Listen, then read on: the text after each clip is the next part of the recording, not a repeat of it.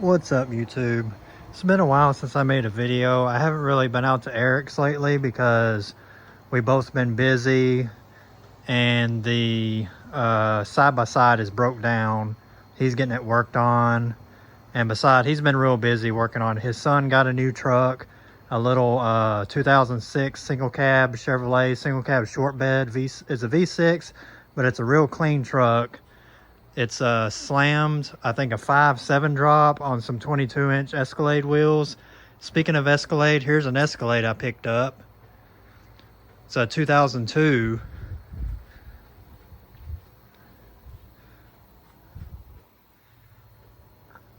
(2002) 6.0 liter all-wheel drive. You know, what used to be the king of the 6.0 motors. I mean, the king of the LS motors, the 6.0. You know, strap two whirly boys on it and it can do 1,000 horsepower. And this is the all-wheel drive model. I thought about one day swapping it to a 4L80 with a manual 2500 HD transfer case, kind of like another guy on YouTube. If you know Stapleton 42, he has one. It's a newer model, but you know, nothing that wild and crazy. But maybe a little cammed motor, something badass. I don't know about these wheels. I'm not really a fan of big wheels. These are 22s and they're on some pretty thick tires, but I don't know. I don't really like the big wheels that much. Not because, well, these aren't really ugly, but they're heavy. They're really heavy. The only type of big wheels I like are billet wheels, which weigh a little less. But I thought about selling these, and I would kind of like to go to a 24-inch, like a 24-inch, the old school U255s, just the 6-spoke type wheels, a real simple wheel. And I plan on, I mean, this thing's, it isn't dropped, but the air ride has gone out, which it looks good sitting that low. But I'm going to try to get a Magatti's drop kit for it, and do the free travel mod in the back, and you know, drop down the lower trailing arm, and you know, all that stuff to drop one of these fancy Tahoes, Yukon or Tahoe. I mean, that's all this is a Yukon or Tahoe with Escalade trim, and they just stuff a 6.0 in it, and bam, it's a Cadillac Escalade.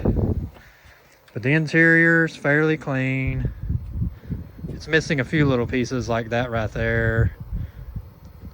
Actually, all those are broke on it. I don't know. This vehicle, I haven't gotten a Carfax report on it yet, but it was disgusting. I mean, I've cleaned the carpet and extracted the carpet. I should have filmed all that, but it's just once I got this thing, I got busy on it real fast. See, that piece is missing too. They're all missing and broke. Both the speakers on this side don't work. You know, typical Chevrolet, you know, 20-plus-year-old vehicle. Or actually, this one is 20 years old. The back has some really dark tint on it. I mean, you can, like, it's the bright of the day right now. You can barely see out the back glass. You know, I like it. For the seats, you know, they're all this condition. And that's what I'm saying. This vehicle was a kid hauler, because usually back seats don't get this messed up. And there's a ton of stains.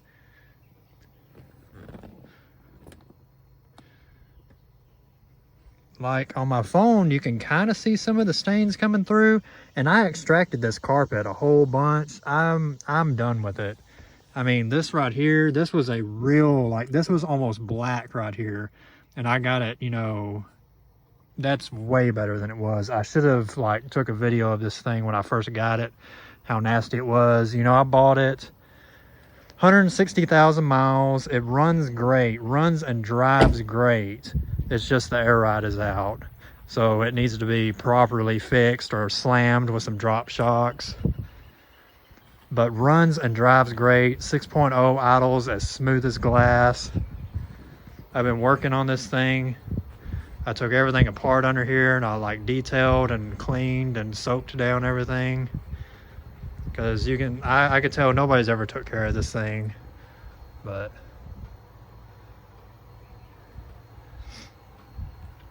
Again, I should have took some pictures and video of this thing, but what it looked like before. That freaking reservoir right there, the brake, it's got hydraulic, whatever it's called.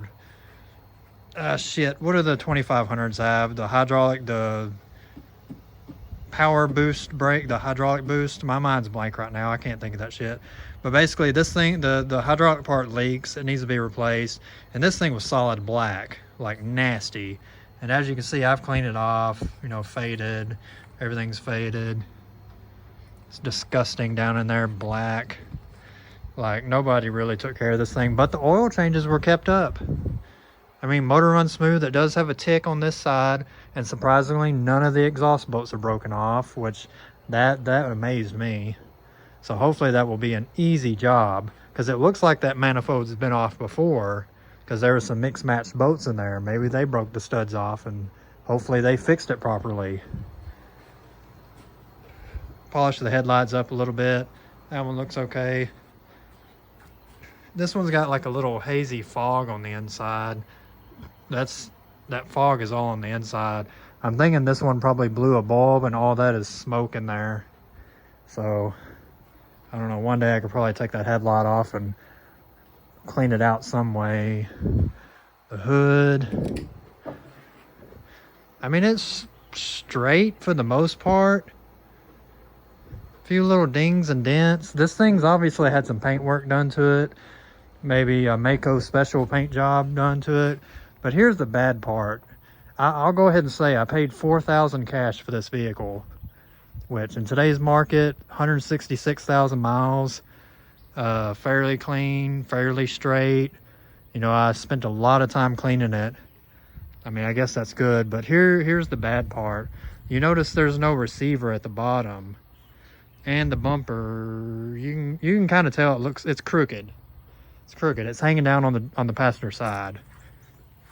But let me try to get under here.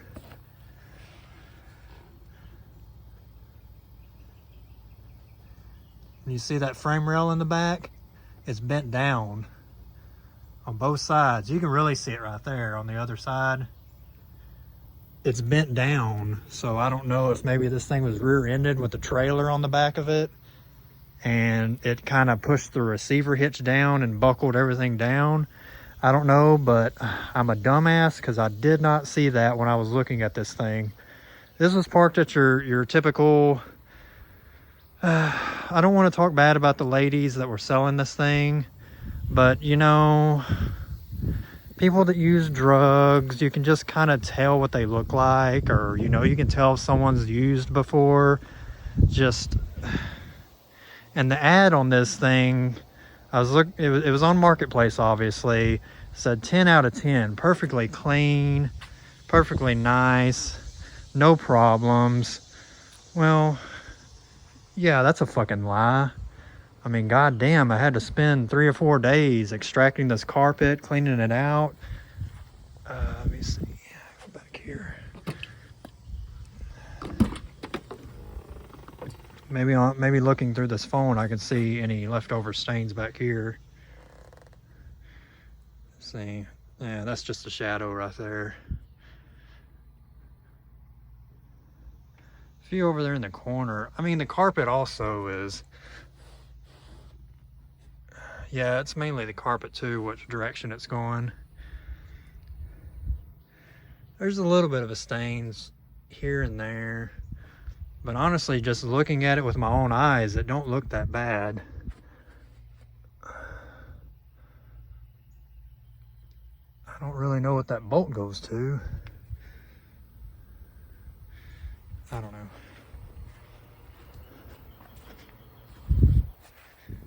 Just throw that bolt in the pile. But, I mean, for the most part, other than the frame damage in the very back, you can't really tell unless you look at the back bumper. Everything works good. All the doors shut good. I mean, if I wanted to, I could tweak on the frame some and push that back bumper up. Or I could get a real long 2x2 square tubing, 1/4 inch thick, put it on the end, kind of heat up the frame, be way back here with a engine hoist and kind of lift it up some, maybe tweak the frame back up. But I'm not really worried about it because I'm not going to pull anything with this vehicle. You know, I got the Avalanche over there, which I'm probably going to sell now. I mean, that thing's got 225,000 miles. This has 166,000. And it's 6.0 all-wheel drive. I guess if I ever needed to, I could fix the back where I could put a receiver hitch back on it, a towing package back on it. It's got all the wiring under there and the 7-pin plug under there. It's all tied up, or zip, you know, zip tied up and stuff. And this door right here, when I got it, this window didn't work. And come to find out, it has the wrong wiring harness in it. So I'm guessing this door was replaced or something. But I mean, whoever did the work, everything is straight, and even the door shuts good. The lines are good. I mean,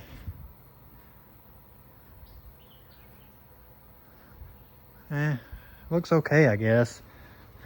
This fender right here is kind of, I don't know. And looking through the phone, it looks okay, I guess.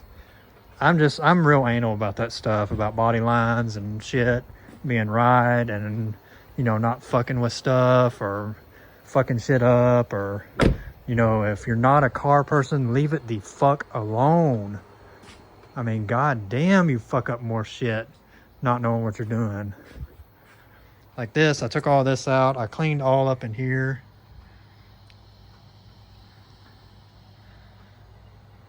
Just basically cleaning it up under this hood. I got to do exhaust manifold gasket on this side. The valve covers are leaking something crazy. I've never seen valve covers leak that bad. So I'm doing valve covers, intake, all the intake gaskets, all that. Just kind of resealing the top. Maybe one day I can find a set of long tube headers. I think Stainless Works makes a set of long tube headers, but that's way in the future. You know, I'm just trying to get this thing running and driving. The AC does blow ice cold. The factory radio does work. The Bose system does work. Obviously, the CD changer doesn't work. It's screwed up, but that's, you know, I probably wouldn't put another radio in this thing. I'm not gonna rig it out with the sound system or anything. No, I'm past that. You know, I like watching systems on TV and hair blowing and stuff, but I don't really want that stuff in any more of my vehicles. I mean, this thing, I want to have it squatted down real low, you know, put an exhaust system on it, maybe a cam, maybe tune it, and make it sound mean.